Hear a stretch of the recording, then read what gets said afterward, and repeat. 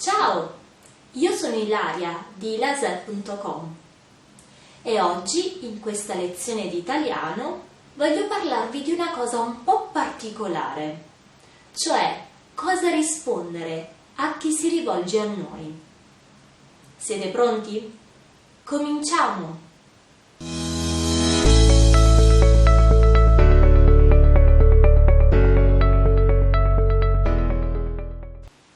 Quando qualcuno si rivolge a noi, quando qualcuno ha bisogno di noi e ci chiama, ci sono vari modi in italiano per poter rispondere.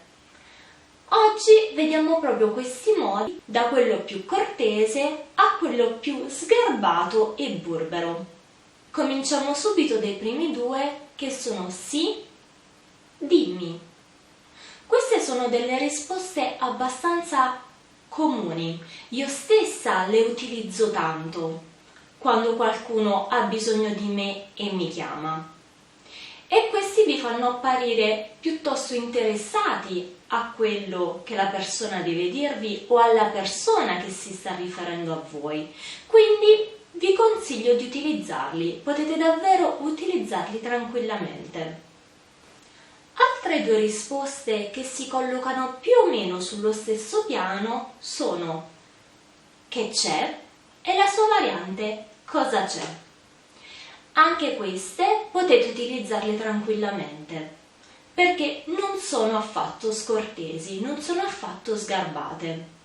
Passiamo ora ad altre due risposte che possiamo dare nel momento in cui qualcuno si rivolge a noi.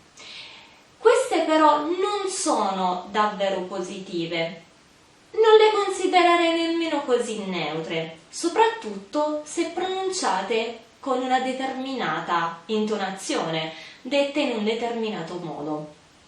Queste risposte sono: che vuoi? Cosa vuoi?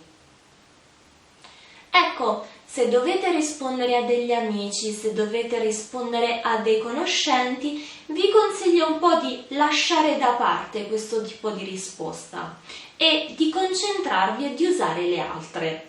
Perché? Perché di solito questo tipo di risposta potrebbe essere usato da qualcuno che è stanco, da qualcuno che ha avuto una brutta giornata e che vuole essere lasciato in pace, non vuole essere infastidito.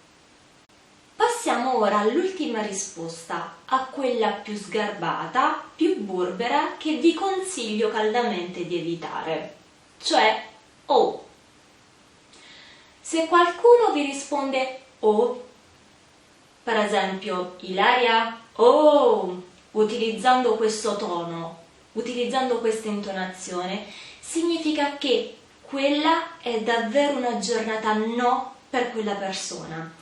È probabile che sia veramente stanco, arrabbiato, ma è anche possibile che la persona con cui è arrabbiato siate voi. Quindi in questo caso le risposte e l'intonazione delle risposte ci fanno capire lo stato d'animo della persona a cui ci rivolgiamo e di conseguenza possiamo anche variare il nostro comportamento.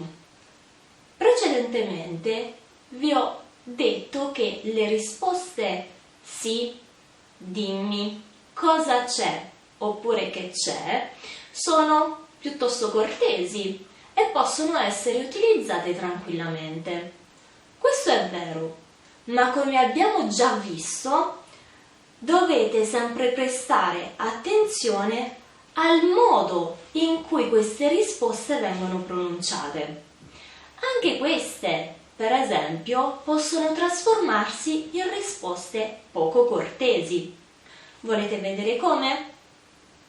Se voi mi chiamate, io potrei rispondervi dicendo: sì, dimmi, cosa vuoi? Cosa c'è?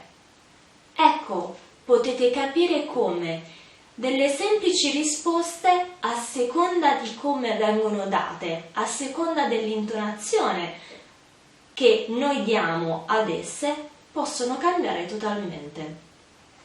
Quindi quello che vi consiglio è di imparare queste risposte per essere pronti a rispondere a tutti coloro che si rivolgono a voi e anche di imparare queste risposte per essere in grado di cogliere lo stato d'animo della persona che state chiamando.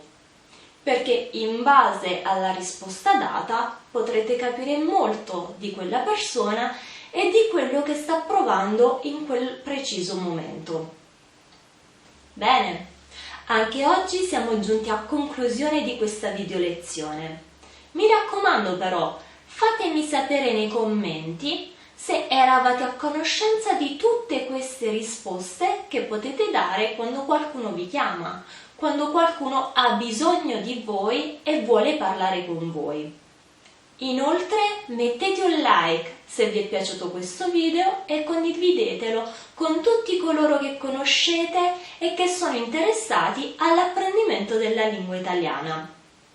Noi ci vediamo la prossima volta con una nuova interessante lezione di italiano. Ciao a tutti!